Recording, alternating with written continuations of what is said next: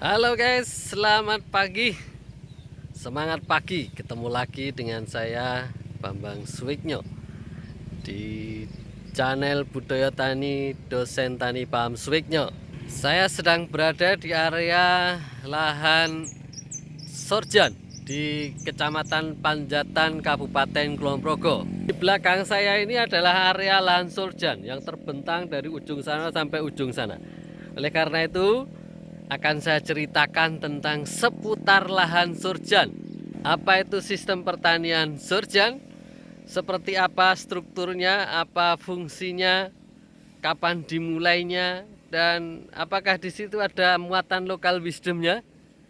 Nanti akan saya ceritakan berseri, dan ini adalah seri yang pertama guys, terkait dengan sistem surjan di lahan surjan yang hanya ada di Kulon Progo, daerah istimewa Yogyakarta. Jogja memang istimewa guys, maka jangan lupa untuk berkunjung ke Jogja, dan jangan lupa berkunjung ke channel dan selalu nikmati, selalu melihat update dari channel Budaya Tani Dosen Tani Paham Swiknyo. Ada info-info menarik yang kita update seputar dunia pertanian guys. Siapa tahu nanti di daerah Anda sebenarnya bisa diimplementasikan manfaat.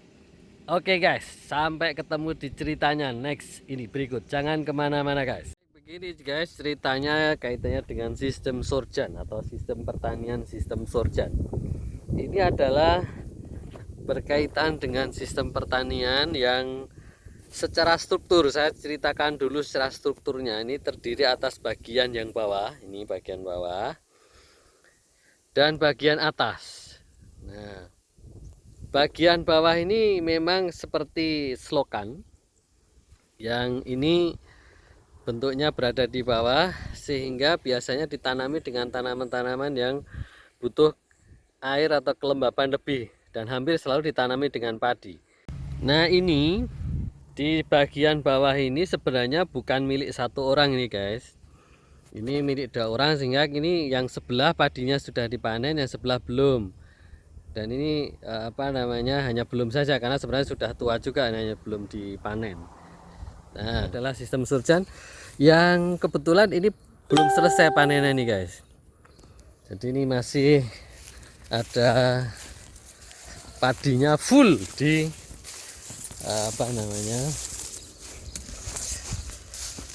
selokan atau di bagian bawahnya.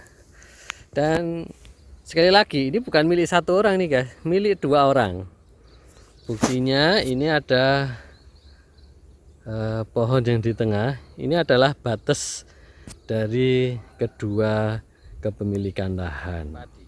Dan yang bagian di atas ini ditanami dengan tanaman-tanaman palawija atau yang memang tidak tahan terhadap air yang berlimpah. Ini kebetulan tanami cabai. Kadang-kadang sana ada sayuran, ada jagung. Itu bapak nanam sayuran itu yang di sana itu. Sedang disirami sayurannya. Nah, ini alat nyiramnya namanya gembor kalau orang. Nah, ini saya berjalan menuju ke bapaknya yang masih menggunakan sumur manual. Seperti apa cara kerjanya nanti kita lihat lebih dekat. Nah, ini yang sumur yang masih manual nih guys. Tuh. Kita lihat ya guys ya. Nanti bapaknya mudah-mudahan masih nyiram itu. Nah, sedang mau nyiram nih guys. Mau ngambil air dari sumur yang manual. Kita lihat gimana caranya guys. Oh, tuh ditaruh di bawah. Oh, nggih. Jangan ke belakang nanti kena guys. Oh, nggih. Nah, gitu guys, terus disiramkan. Nanti kita lihat dari yang ambil gambar yang dari depan nanti guys. Wiwit tahun pinten Pak nggarap teng mriki sistem sorjan iki? Nah, gitu dilepas itu. Terus diambil. Nah, diangkat. Gembor namanya, gayahan itu bambunya itu. Terus disiramkan. Ini yang masih pakai manual. Kalau sekarang udah beberapa juga menggunakan diesel. Oh, cilik.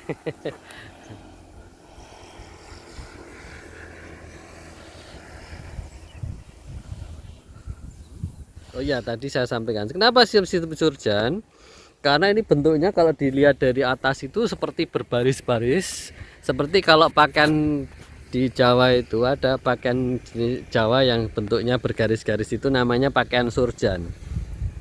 Nah, pakaian surjan itu makanya mirip ini, karena kalau dilihat dari atas jauh itu seperti baris-baris ini. Nah, maka ini kemudian disebut sistem surjan. Nah, sekali lagi ada bagian atas, ada bagian bawah.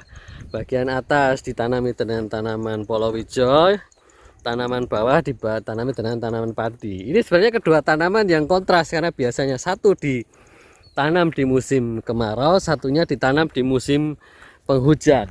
Tetapi keduanya bisa ditanam pada waktu bersamaan, dan ini karena terjadi di dalam lahan pertanian sistem surjan. Ini dulu area ini area yang tanahnya berawa, maka kemudian hampir tidak bisa pernah mengenal tanaman yang bisa seperti ini, cabai, palawija dan lain-lain. Nah, padi pun juga kurang produktif. Maka kemudian diinisiasikan sebelum kemerdekaan ini guys, konon oleh Pakualam 5. Nah, maka kemudian ini namanya disebut sistem surjan. Nah, ketika dibuat di bagian bawah adalah seperti selokan, ledokan ini tidak hanya sebenarnya untuk tempat nanam padi, tapi juga sekaligus untuk drainase pengeringan, sehingga kalau ada air yang menggenang di situ berlimpah, itu akan bisa salurkan lewat ini, dan kemana ujung dari sistem surjan yang ada di sana, ujung sana itu adalah selokan gede nih guys. Sama juga dengan yang ujung yang satunya lagi. Jadi ini ujung sana selokan, ujung sana selokan. Maka kemudian memungkinkan untuk terjadinya drainase pengeringan. Oleh karena itu yang dulu rawa-rawa ketika dibuat seperti ini, maka kemudian bisa dijadikan lahan pertanian yang produktif. Bahkan bisa dilakukan penanaman dua jenis tanaman yang kontras tadi, satu butuh air banyak, satunya sensitif terhadap air banyak, tapi dalam waktu bersamaan, sehingga bisa panen dua jenis tanaman. Nah, ini hanya bisa dilakukan di sistem surjan nih guys. Nah, coba termasuk itu jagung tuh, itu di bagian tingginya. Nah, prinsipnya begitu. Nah, di bagian bawah kemudian ada sumur. Ini sumur. Ini masih yang sistem lama tradisional. Nah, nanti yang sistem baru biasanya mereka sudah tidak lagi menggunakan sumur seperti ini, tetapi menggunakan pipa pralon. Nanti mudah-mudahan nemu guys. Ini sudah menggunakan cara sumur bor modern, dengan cara dibor terus nanti didistribusikan pakai mesin diesel. Kalau yang manual kan dengan ini nih, bambunya ini namanya gayahan. Nah, terus itu ini namanya gembor. Kalau yang modern atau yang bajuan ini dengan cara ini. Ini bisa dicopot nih guys ini. Nih. Terus nanti disambungkan dengan selang itu. Nah.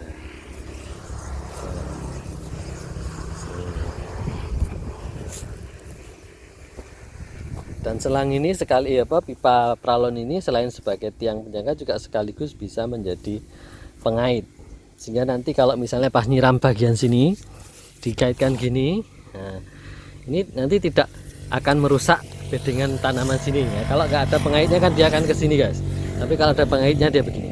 Nah, nanti kalau dicopot pralonnya terus ini dimasukkan situ plus, nah gitu guys. Mumpung ada aktivitas petani ini guys, pupuk kandang untuk di sini di sistem surjan, dimana padinya belum panen, di sebelah kanannya tanami cabai, dan ini kayaknya juga nanam cabai juga nih guys. Ini lagi menggunakan mulsa, dan dia sudah menggunakan penyiramannya tidak manual tapi modern. Tuh guys, pakai selang guys. Jadi dia mesin terus distribusikan pakai selang kayak gini nih guys. Nah,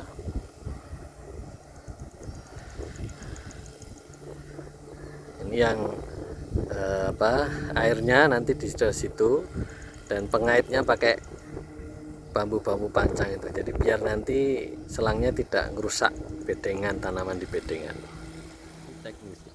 Nah, ini hampir berada di ujungnya sistem sorjan ini guys. Nah, kita lihat di situ ada salurannya guys, dan menuju ke selokan besar.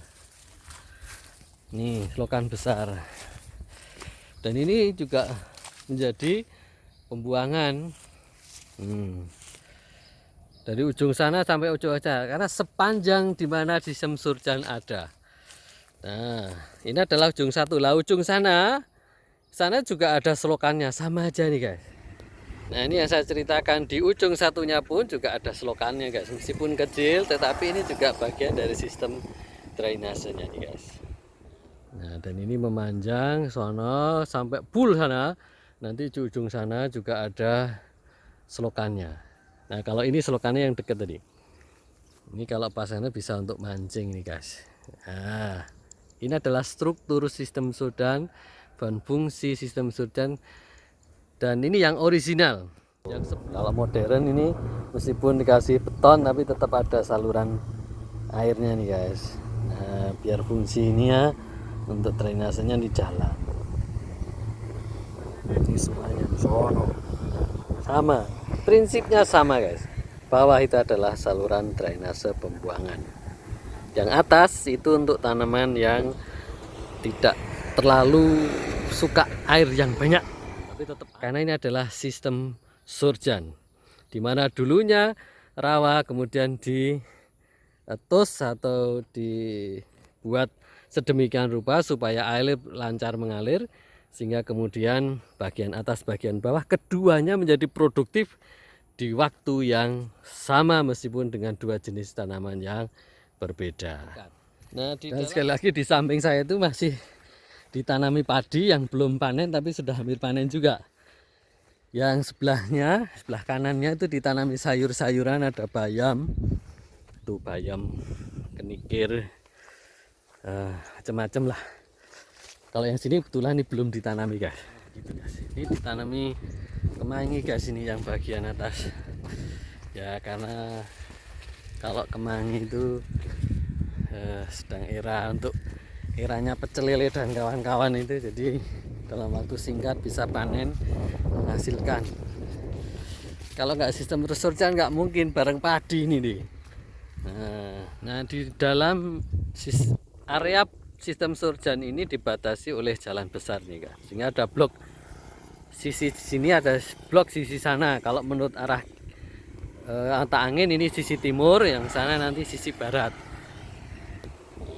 Nah, kita lihat kalau kita naik di bagian sebelahnya yang dibatasi dengan jalan, nah sana sistem sorjan. Sama juga guys, sama persis bentuknya.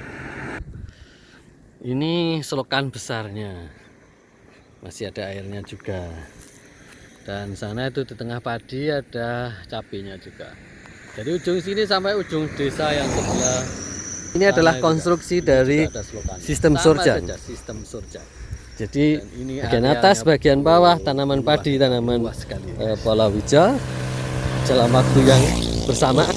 Kemudian juga ada sumurnya. Sistem sorjan bagian dari keistimewaan daerah istimewa Yogyakarta, yang dimana sistem sorjan ini tidak hanya istimewa dari sisi strukturnya untuk menjadi solusi atas lahan yang semula tidak produktif karena berawa menjadi produktif, bahkan bisa ditanami dua jenis tanaman yang kontras dalam waktu bersamaan, tetapi juga mengandung lokal wisdom di sini, di mana ada musyawarah, ada pengertian, ada teposliro, ada gotong royong, ada rasa persatuan dan macam-macam di sini.